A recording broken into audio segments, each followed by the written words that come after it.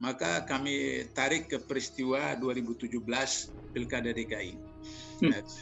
Jadi Pilkada DKI kejauhan itu, Pak. Nah, itu awal, analisis kami itu sumbernya dari situ. Pilkada DKI itu dalam teori politik apapun di dunia, Ahok harus menang. Dalam Pilkada DKI itu, Ahok harus menang. Kenapa? Dia didukung oleh Presiden, para menteri, semua partai politik, kecuali dua partai politik tidak. Kami mendapat data informasi bahwa ini dendam dari konglomerat. Dendam konglomerat menggunakan orang-orang penguasa yang ada di partai, sehingga kemudian terjadi begitu. Nah, maka setelah itu HRS dipersekusi, HRS dikriminalisasi dan seterusnya, macam-macam, banyak sekali. Akhirnya kemudian beliau harus hijrah. Katanya pertama disebutkan pistol itu adalah rakitan, besoknya itu disebutkan pistol asli tapi dirampas. Logika, kalau rampas itu berarti kan berhadapan, kan merampas berhadapan. Nah, kalau berhadapan berarti kemudian masa tidak tertembak yang polisnya itu, kan pistol itu diambil oleh Laskar FPI menembak. Masa tidak ada yang luka, tidak ada yang kena seperti itu. Satu. Yang kedua, ini kilometer 50 beberapa hari kemudian dibongkar habis. Dibongkar habis. Kenapa dibongkar habis? Itu barang bukti menurut KUHP, harus dipelihara. Itu bukan dia yang tembak. Artinya dia tembak tapi pistolnya macet. Yang kena tembak itu justru dari sniper, dari jarak jauh. Jarak jauh. Sniper.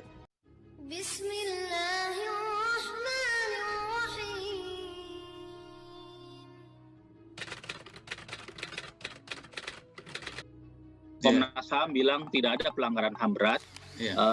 Keluarga dan TP3 menyatakan ada pelanggaran HAM berat. Kenapa tidak dalam pertemuan itu langsung disampaikan bukti-bukti yang dimiliki oleh TP3? Ya, ditakdirkan bahwa agar supaya profesional, maka data-data kami itu kami memberikan kepada seorang yang punya pengalaman pernah menulis buku-buku biografi beberapa tokoh di Indonesia. Nah, karena tebal, maka kami buat itu 2 jilid.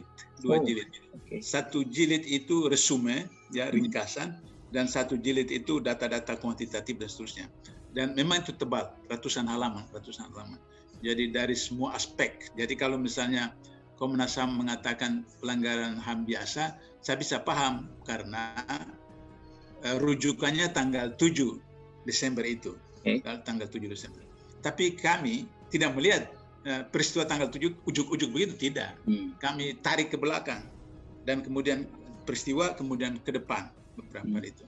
Nah, sehingga itu menjadi panjang. Misalnya dalam analisis kami dan beberapa fakta dan data yang ada, peristiwa itu karena ini sasarannya HRS, kemudian ormas-ormas Islam tertentu seperti HTI, FPI dan seterusnya seperti itu, bahkan terakhir juga mungkin Muhammadiyah dan lain-lain seperti itu, maka kami tarik ke peristiwa 2017 Pilkada DKI.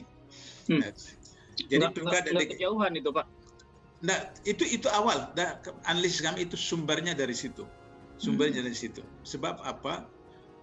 Pilkada DKI itu dalam teori politik apapun di dunia, Ahok harus menang. Dalam Pilkada DKI itu, Ahok harus menang. Kenapa? Dia didukung oleh Presiden, para menteri, semua partai politik, kecuali dua partai politik tidak, sampai P3 itu yang partai Islam, lambang Ka'bah, itu juga memilih Ahok. 9 naga, semua pengusaha itu mendukung Ahok. Kami mendapat data informasi bahwa ini dendam dari konglomerat.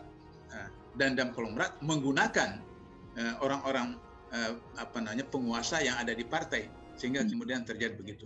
Nah, maka setelah itu HRS dipersekusi, HRS dikriminalisasi dan seterusnya, macam-macam, banyak sekali.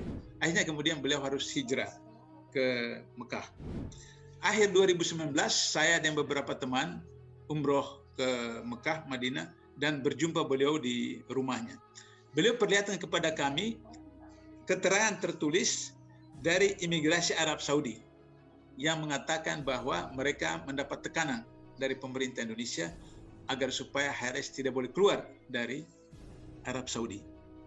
Ini data dari imigrasi Arab Saudi. Disebutkan nggak Pak di situ pihak dari Indonesianya itu siapa? Pihak-pihaknya? Disebut aja pemerintah Indonesia. Disebut aja pemerintah Indonesia.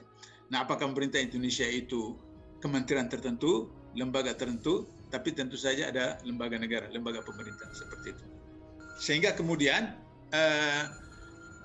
pertanyaannya adalah kalau beberapa tahun, 2 tahun lebih, 3 tahun lebih itu dilarang keluar Arab Saudi, terus kenapa akhir Desember itu kemudian seperti welcome, dibiarkan pulang ke Indonesia. Dan kemudian baik di TV mainstream, di media mainstream maupun medsos, itu diumumkan jelas tanggal sekian HR datang, kemudian nanti ada perayaan Maulid, kemudian pernikahan anak dan seterusnya. Pertanyaan saya adalah di mana aparat keamanan mengantisipasinya seperti itu. Jadi ini berarti bahwa yang disebut dengan HAM berat itu adalah terstruktur. Jadi ada komando, ada instruksi, kemudian ada program dan kegiatan dan seterusnya seperti itu. Lantas kemudian terjadi kerumunan di Tanah Abang, kemudian dikenakan sanksi 50 juta rupiah, kemudian beliau bayar, kemudian acara di Bogor, di Sentul dan seterusnya. Nah, kemudian berangkat ke Cikarang, kemudian dikejar, dibuntuti dan seterusnya.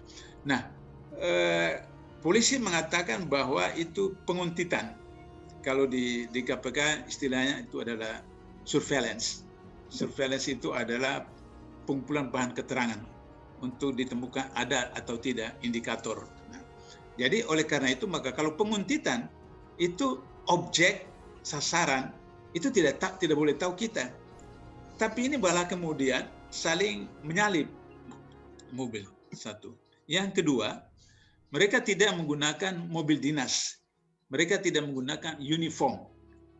Maka menurut logika, kalau KPK juga mungkin seperti itu, Pak. Tidak menggunakan identitas tertentu kalau sedang melakukan penguntitan. Oh iya, betul. Betul. Maka kemudian tidak diketahui. Tapi mereka ini saling menyalip. Nah, itu yang saya katakan bahwa kalau surveillance tidak begitu, di KPK jangankan objek. Teman satu ruangan saja tidak boleh tahu. Tidak boleh tahu. Dan itu ada surat tugasnya, ada surat tugas. Nah, ini yang saya katakan bahwa kalau Kang Ajat, saya siapa saja, tengah malam di tengah tol, kemudian ada yang datang mencoba untuk menyalip dan seterusnya itu, maka pikiran saya, pikiran Kang Ajat siapa saya, ini adalah perampok, ini adalah penjahat atau yang mencelakakan. Maka kemudian harus dilawan seperti itu. Nah, mereka ini sedang mengawal pemimpinnya, maka apa saja mereka lakukan untuk agar pemimpinnya tidak dicelakai. Lain halnya kalau mereka pakai uniform, pakai mobil dinas, maka kemudian saya akan persalahkan FPI. Kenapa dilawan petugas seperti itu? Tapi itu kan tidak ada identitas seperti itu. Maka terjadilah seperti itu. Nah, kemudian setelah besoknya itu Polda Jaya konferensi pers bahwa mereka yang membunuh, mereka ngaku mereka yang membunuh, alasannya bahwa membela diri. Nah, membela diri katanya pertama disebutkan pistol itu adalah rakitan. Besoknya itu disebutkan pistol asli tapi dirampas. Logika kalau rampas itu berarti kan berhadapan. Kan merampas berhadapan. Nah, kalau berhadapan berarti kemudian masa tidak tertembak yang polisnya itu kan pistol itu diambil oleh Laskar FPI menembak.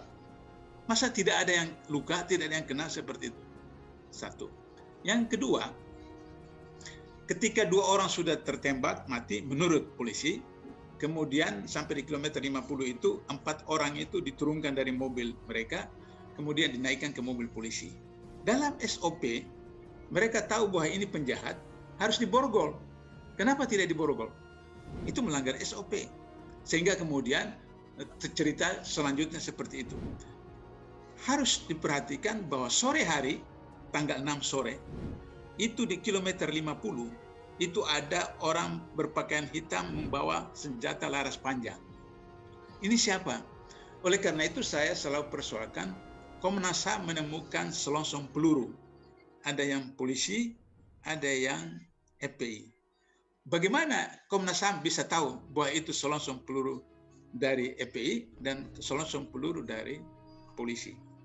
Pengalaman saya di KPK Kang Ajat, ketika pengadilan kasus Pak Antasari, dengan tuduhan pembunuhan Nasaruddin, salah seorang manajer anak perusahaan BUMN, itu ternyata ditemukan dalam pengadilan bahwa ada 2 eksekutor, 2 kelompok, bukan 2 orang, 2 kelompok eksekutor.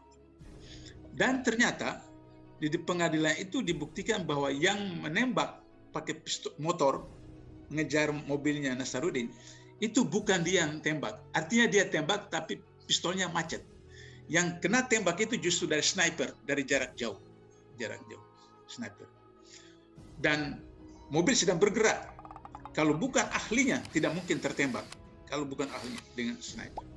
Jadi saya ingin katakan bahwa kenapa Komnas HAM tidak mempelajari, tidak mengambil kasus seperti Pak Antasari Azhar, bahwa bisa saja peluru itu punya polisi, punya FPI, tapi juga punya kelompok lain. Yang tadi saya katakan sore hari sudah ada orang berpakaian hitam di kilometer 60 dengan senjata laras panjang. Itu berdasarkan info dari mana, Pak?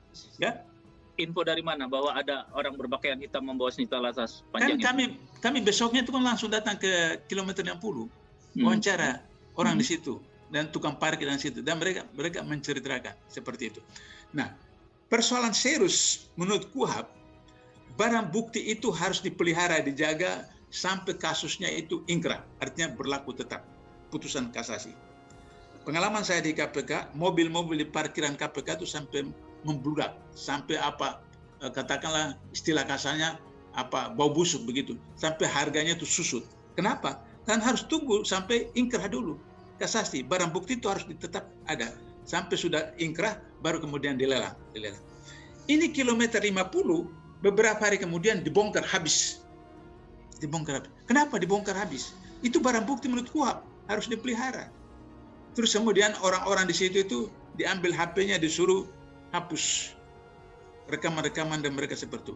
Nah, ini yang kemudian yang saya katakan tentang bagaimana sistematis, bagaimana masif. Nah, masifnya itu adalah besoknya setelah kemudian Haris ditangkap, langsung FPI dibubarkan, kemudian langsung pemberdelan, langsung penurunan baleho, spanduk, mulai dari Jakarta sampai ke daerah, bahkan tentara pun ikut sama-sama menurunkan baleho dan spanduk. Pak, kalau dari laporan Komnas HAM yang disampaikan ke media, mereka juga punya semacam rekaman suara atau percakapan di anggota Laskar yang mengindikasikan bahwa mereka memang sudah tahu sebetulnya itu polisi atau pihak yang ingin konfrontasi, sehingga mereka juga siap untuk menghadapi mereka dan menunggu kedatangan mereka. Bahkan katanya ada yang tanda petik menikmati aksi tembak-tembakan itu dengan suara tertawa gitu. Oh iya, kalau soal tertawa itu wajar karena mereka berhasil menyelamatkan pemimpinnya.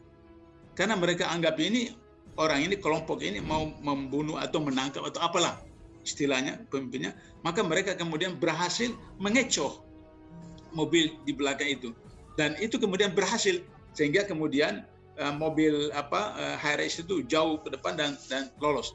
Maka logis bagi seorang anak buah, seorang pengawal, pemimpinnya diselamatkan, maka bersukaria, bergembira. Itu logis, wajar, itu manusiawi. Mereka justru akan menjadi menyesal, gagal dan seterusnya. Bahkan seperti orang Jepang bisa harakiri kalau tidak melaksanakan tugasnya seperti biasa. Seperti itu. Jadi kalau mereka menunggu itu kan dalam rangka bagaimana agar supaya jangan sampai mobil HRS itu bisa berhasil ditangkap atau oleh mobil yang mereka anggap penjahat atau apa itu, yang kemudian baru diketahui bahwa itu adalah polisi. Itu. Soal senjata, meskipun secara kasat mata tidak mungkin dia bisa memiliki atau membeli segala macam mengingat penghasilan pendapatannya. Tapi kan mungkin bisa aja diberi oleh pihak lain pada saat hari H. Soal kemampuan menembak juga bisa saja sebetulnya di luar sepengetahuan orang tua dan teman-teman dekat. Mengingat ini kan orang-orang pilihan seperti Bapak bilang, mereka itu memang mendapatkan pelatihan-pelatihan semacam itu. Betul. Jadi karena itu maka saya ingin katakan bahwa Komnas HAM harus menelusuri seluruh selongsong peluru itu peluru rakitan atau peluru asli. Kalau peluru asli ada tertulis di selongsong itu, apakah pindad atau apa.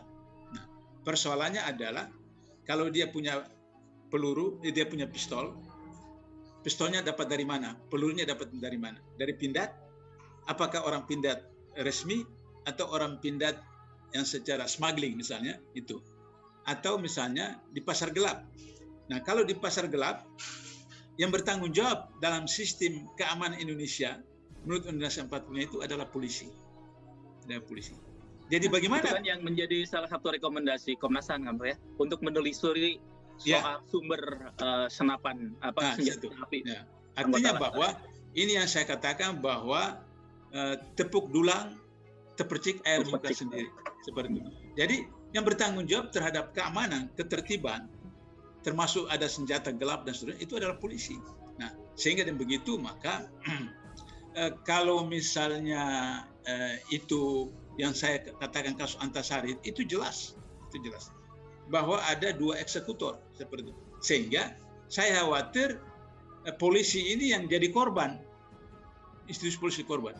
Ada pihak lain yang kemudian melakukan proses itu tanpa sepengetahuan polisi itu, sehingga kemudian akhirnya institusi polisi seperti yang kasus Pak Antasari itu yang menembak itu dekat mobil Antasari itu pistolnya macet, tapi fakta menyebutkan bahwa dengan sniper dari belakang. Nah, ini yang kemudian dihubungkan dengan mereka yang sore hari ada menggunakan senjata laras panjang di kilometer 50. Apakah mereka ini? Nah, itu yang harus Komnas HAM atau polisi yang seperti janji Jokowi itu harus transparan, terbuka, dan TP3 akan mengawalnya itu. Dan oleh karena itu maka dari laporan kami yang tebal itu, situ insya Allah kami akan sampaikan beberapa fakta, data, dan seperti itu. Perkembangan terakhir kasus penanganan ini kan khususnya untuk yang 4 korban belakangan itu, polisi sudah menetapkan 3 anggotanya sebagai tersangka. Dari TP3 menilainya seperti apa? Apakah ini sebuah kemajuan, sebuah itikat baik juga untuk menyelesaikan kasus ini? Ya, kalau itu memang ada 3 orang itu, maka kemudian sesuai dengan permintaan TP3 itu harus diproses sampai kepada pengadilan HAM, bukan pengadilan biasa. Nah, untuk itu maka apakah Komnas HAM yang waktu proses penyelidikan itu menggunakan Undang-Undang 39, tapi kalau perkembangan berikutnya kemudian Komnas HAM bisa melakukan lagi tambahan penyelidikan atau kepolisian sendiri, sehingga kemudian bisa meningkat kepada Undang-Undang 26 tentang pelanggaran HAM berat. Nah, oleh karena itu maka itulah yang akan kami serahkan, mudah-mudahan dalam waktu relatif singkat buku putih kami itu selesai, kami akan serahkan ke Presiden, ke Menko Polhukam, ke Polri, Kejaksaan Agung, Komnas HAM, dan pihak terkait. Targetnya kapan, Pak? Ya.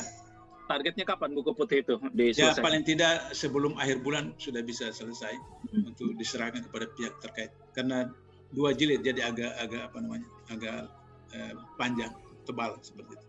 Jadi sangat dimungkinkan nanti Komnas HAM melakukan penyidikan ulang berdasarkan buku putih. Yang harapan kami begitu, seperti itu. Jadi penyelidik ulang. Tapi kan Komnas HAM kan berdasarkan Undang-Undang 39 itu kan punya otoritas hanya melakukan penyelidikan, lidik, tidak penyidikan. Nah, itu juga keterbatasan dari Komnas HAM. Oleh karena itu maka ketika kami bertemu pertama dengan Komnas HAM, kami menawarkan untuk kerjasama apa yang kami bisa lakukan untuk kemudian bisa. Tapi kan keterbatasan kami kan tidak punya otoritas untuk datang ke instansi terkait. Hanya kami menggunakan cara-cara seperti wartawan melakukan investigation report dan seterusnya.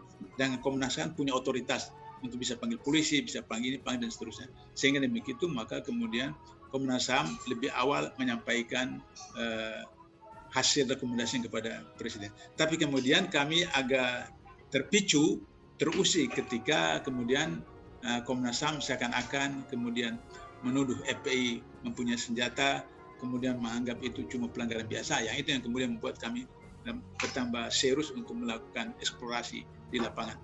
Itu Kang Ajat. Setelah bertemu Presiden Jokowi Presiden sudah menyampaikan itikat baiknya, komitmennya. Ya. Untuk acara zikir nasional atau mubahalah pada 16 Maret akan tetap berlangsung atau oke, untuk sementara dalam rangka menghormati komitmen Presiden, kita stop sampai melihat perkembangan berikutnya seperti apa? Kalau 16 itu bukan mubahalah sudah selesai yang pekan lalu. Tapi itu doa dan zikir nasional. Di dalam Islam itu kan saya kira semua agama juga begitu, wajib berusaha, berikhtiar, selesai bahasanya itu faiza azamta fatawakkal Allah, serahkan kepada Allah. Artinya karena itu maka doa dan zikir nasional itu termasuk nanti untuk kemaslahatan bangsa, kemaslahatan umat Islam, kemaslahatan rakyat, kemaslahatan pemerintah, kemaslahatan presiden, kemaslahatan Polri, kemaslahatan Jaksa Agung, Komnas untuk bisa menyelesaikan persoalan ini dengan jernih, mendapat hidayah dari langit, sehingga kemudian itu bisa saja apa yang dilakukan oleh polisi itu menyimpan dari ketentuan perundangan kembali kepada yang sesuai dengan perundangan. Begitu juga bisa saja kemudian teman-teman di Komnas HAM digerakkan dengan doa dari langit ke langit itu bisa untuk kemudian melakukan lagi penyelidikan tambahan dan seterusnya seperti itu. Dan kemudian doa seperti itu juga kemudian akan membuat Presiden Jokowi untuk konsisten, komit terhadap ucapan itu untuk kemudian kalau ada polisi yang macam-macam ditegur, bila perlu ditindak, begitu juga penegak hukum yang lain seperti itu. Itu fungsi daripada doa seperti itu. Lanjut. Baik, Pak Abdullah, terima kasih banyak atas paparannya. Yang ingin saya sampaikan di sini bahwa pada saat kejadian tidak ada satupun di antara kami, baik saya dan keluarga maupun seluruh laskar pengawal yang begitu setia, yang mengira kalau yang melakukan pengejaran, mepet, mengganggu adalah dari kepolisian. Sama sekali kami tidak pernah menduga, kami tidak pernah mengira, apalagi kami menuduh. Yang kami tahu, mereka adalah orang-orang jahat yang ingin mencelakakan kami. Dan jumlah mereka bukan 1, 2, 3 mobil. Banyak sekali mobil saling silih berganti, berupaya untuk maju ke depan, untuk bisa sampai ke mobil Habib Hanif yang persis ada di belakang saya, bahkan untuk bisa mencapai mobil saya yang ada di depan. Tapi dengan gagah luar biasa, para syuhada kita, laskar-laskar pengawal yang paling belakang ini sudah ada 2 mobil. Luar biasa. Mereka cerdas, mereka brilian, mereka berani. Mereka dengan begitu luar biasa mengendalikan situasi dan kondisi sehingga para penjahat tadi tidak satupun yang berhasil untuk mencapai kami. Ini menunjukkan bagaimana sigapnya mereka, cerdasnya mereka, pintarnya mereka, beraninya mereka tanpa senjata. Itu kedua yang ingin saya sampaikan. Dan poin ketiga, bahwa tuduhan kalau pengawal-pengawal kami dipersenjatai adalah fitnah besar, bohong besar. Tidak ada satupun pengawal kami yang dipersenjatai, karena kami tidak pernah mengira sekali lagi kalau kami akan diperlakukan seperti itu. Pengawal-pengawal ini pengawal standar keluarga biasa. Pengawal standar keluarga biasa. Saya ada 4 mobil, semua isinya keluarga, anak, mantu, saudara, cucu-cucu kami semua ikut. Ada 3 masih bayi, masih minum air susu ibu. Dan masih ada yang 4 saudara yang di bawah 5 tahun, bahkan yang di bawah 3 tahun. Jadi benar, ya kami sekeluarga semua sudah. Nah, jadi yang ingin saya sampaikan di sini adalah para laskar ini mengawal. Tugas mereka mengawal, bukan untuk mengganggu siapapun. Jadi sudah benar mereka melaksanakan tugas ketika begitu banyak mobil ingin menyalip, ingin membahayakan kami. Mereka melakukan tugas dengan sangat cantik. Mereka tidak mencelakai orang dengan sangat cantik, yaitu bagaimana mereka mengusir satu persatu mobil-mobil tersebut sehingga tidak berhasil masuk ke dalam rombongan.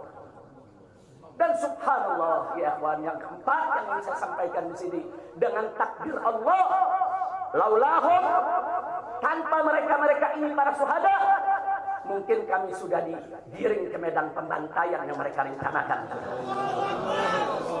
Allah mentakdirkan sesuai dengan kehendak Allah Subhanahu wa taala. Demi Allah, saya dan keluarga siap setiap saat untuk menghadapi mati syahid ya. Kami tidak akan pernah mundur selangkah pun juga. Tidak akan pernah takut untuk menghadapi segala ancaman dan teror. Maka itu saya sampaikan sekali lagi, ke-6 laskar yang mati syahid ini, mereka laskar yang luar biasa. Mereka laskar yang setia. Bahkan Anda bisa dengarkan dalam rekaman-rekaman yang tersebar, yang viral di mana-mana ya ikhwan. Bagaimana mereka tertawa, saudara, senang begitu melihat saya dengan keluarga semua sudah terbebas dari kejaran. Begitu mereka melihat saya dengan keluarga semua sudah berhasil meluncur keluar dari kejaran, mereka senang. Padahal sebentar lagi mereka akan dibantai. Mereka digiring ke medan pembantaian. Dan sampai saat itu kami tidak pernah tahu kalau mereka yang melakukan pembantaian adalah pihak kepolisian. Kami tidak pernah tahu. Kami tidak pernah suudzon. Kami tidak pernah menuduh. Bahkan dalam keterangan pers Dewan Pimpinan Pusat Front Pembela Islam masih dicantumkan orang tidak dikenal. Karena kami tidak berani menuduh siapapun tanpa bukti.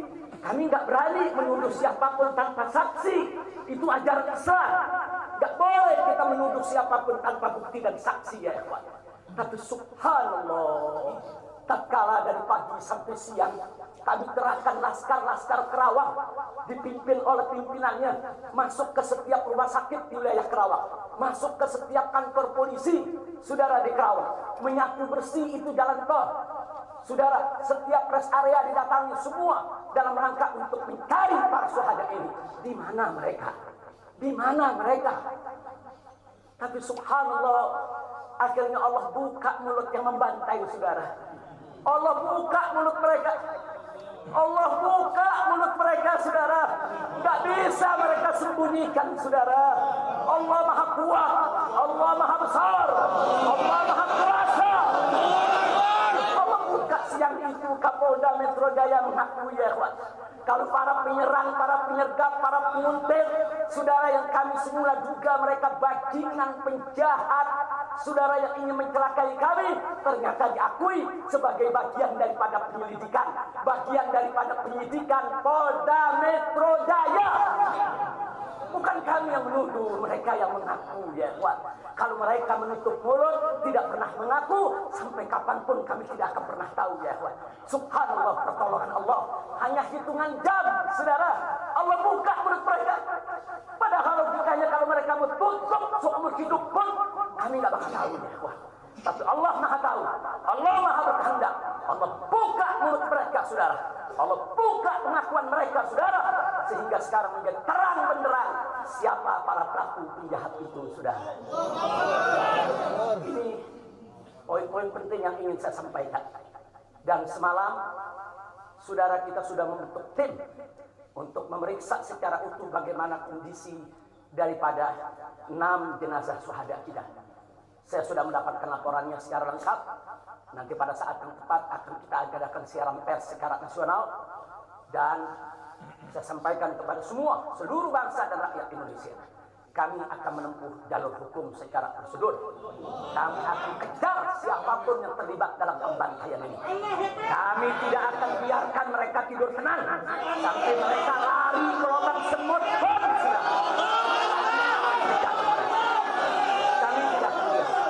Maka itu saya minta kepada seluruh rakyat dan bangsa Indonesia, tahan diri, sabar. Kita hadapi dengan elegan. Kita tempuh prosedur hukum yang ada. Karena kalau prosedur hukum ini ditempuh dengan baik, insya Allah semua akan terbongkar ya. Siapa yang melakukan pembantaian di medan lapangan, sampai siapa yang menjadi otak saudara yang mengatur ini semua akan terungkap. Tapi kalau Anda emosi, kalau Anda berjuang sendiri-sendiri, maka ini akan terkubur, tidak akan pernah terungkap ya kawan. Maka itu saya minta sekali lagi, sabar. Sabar. Ada saatnya ya kawan. Ada saatnya kita akan melakukan perlawanan. ada saatnya ya ikhwan. Syuhada kita yang 6 ini saudara, mereka sudah melakukan tugas jihadnya menjaga habaib, menjaga ulama, dan mereka sudah mendapatkan hadiahnya dari Allah, mati sebagai syahid. Insya Allah syahadat mereka diterima oleh Allah Subhanahu wa Ta'ala. Dan sengaja memang kami yang meminta keridhaan dari keluarga masing-masing untuk bisa mereka dimakamkan di pondok pesantren agrokultural markas syariat ini. Akan tapi salah satu daripada syuhada kita atas permintaan keluarga mereka, ibundanya yang begitu cinta kepada sang anak ya ikhwan, dibawa ke rumahnya dan dikubur di rumahnya. Jadi sekali lagi mudah-mudahan semua syuhada yang 6 ini diterima oleh Allah Subhanahu wa Ta'ala.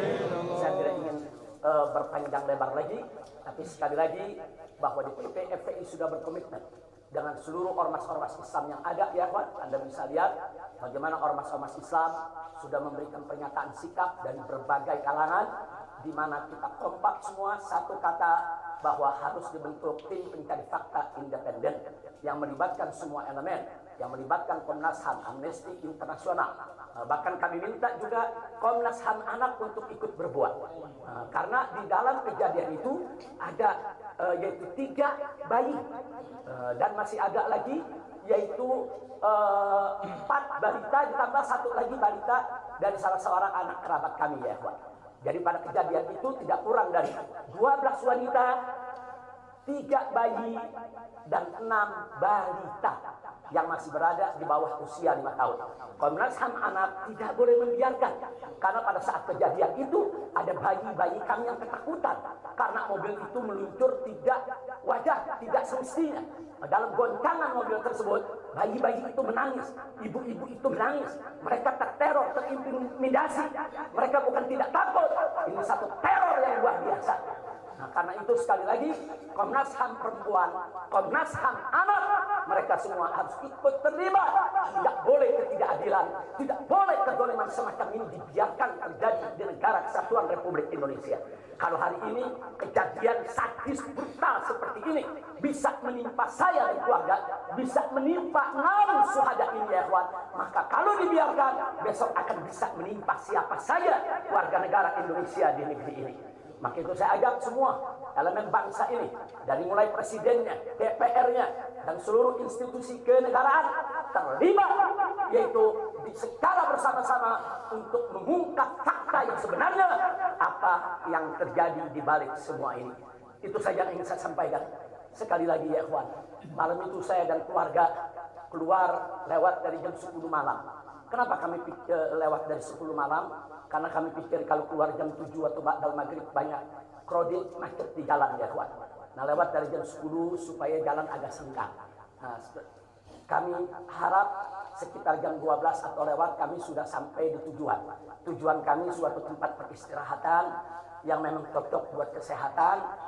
Kami sedang membutuhkan sedikit waktu lagi untuk memulihkan yaitu tenaga kami, kesehatan kami. Dan selain itu juga saudara, kami tidak pernah menyangka kalau perjalanan kami malam itu sebetulnya sudah direncanakan oleh pihak lain untuk digiring ke medan pembantaian. Kami tidak pernah menyangka dan kami tidak pernah menduga. Tujuan kami hanya ke tempat peristirahatan, dan sehingga kalau jam 12 atau setengah 1 kami sudah sampai, kami beristirahat, dan subuh kami punya pengajian keluarga. Baca Al-Quran, baca hadis, baca zikir, hanya khusus untuk keluarga kecil kami saja, untuk anak, menantu, cucu, dan untuk babysitter yang menemani cucu-cucu kami, begitu juga untuk beberapa anggota kerabat kami. Jadi kami tidak pernah menyangka acara yang sebetulnya begitu sederhana, indah, saudara, ternyata sedang digiring ke medan pembantaian. Dan subhanallah, akhirnya kami semua selamat. Berkat apa? Dengan takdir Allah, berkat perjuangan ke-6 syuhada ini ya Allah. Tanpa perjuangan ke-6 syuhada ini, mungkin kami saat ini tidak bertemu Anda lagi di sini. Maka itu saya sampaikan sekali lagi kepada keluarga para syuhada. Keluarga para syuhada, Anda semuanya harus bersabar kepada Allah Subhanahu wa Ta'ala. ridho kepada keputusan Allah. Dan jangan khawatir, keluarga Anda yang kembali kepada Allah ini mati sebagai syahid, Allah akan masukkan mereka ke dalam surganya, dan Allah akan berikan kepada mereka kelak syafaat untuk menolong seluruh anggota keluarga agar bisa dimasukkan ke dalam surganya. Itu saya ingin saya sampaikan. Bismillah.